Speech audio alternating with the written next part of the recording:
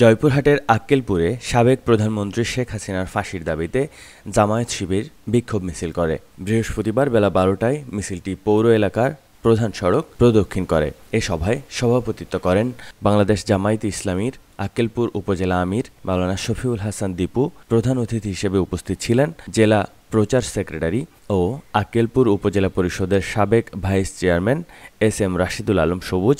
আরও বক্তব্য রাখেন উপজেলা সেক্রেটারি মাওলানা সাখাওয়াত হোসাইন সুইট, বায়তুল মাল সেক্রেটারি হাবিব, আক্কেলপুর পৌর আমির মোস্তাফিজুর রহমান, পৌর secretary doctor Mohammad Ripon Hossain, Gopinathpur union secretary হাফেজ মাওলানা ওয়ালিউল্লাহ, আপেল, আশিক, আরাফাত সহ আরও অন্যান্য সদস্যরা।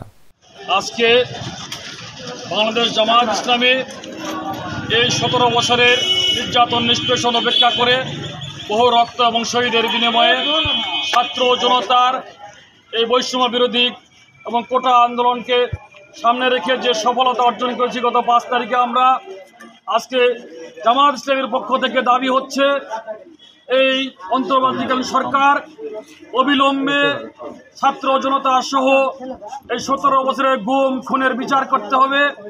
আমরা খুনি হাসিনাকে দেশে ফিরিয়ে এনে তাকে ফাঁসি দেওয়ার দাবি করছি।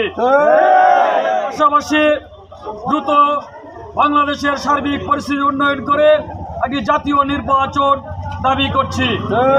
সাথী ও বন্ধুগণ, আগামী দেশে স্বাধীনতা, সার্বভৌমত্ব এবং সর্বধর্ম বর্ণ নির্বিশেষে সহাবস্থানের জন্য জামায়াতের পক্ষ থেকে অতন্ত্র প্রহরীর মতো আমরা কাজ করছি।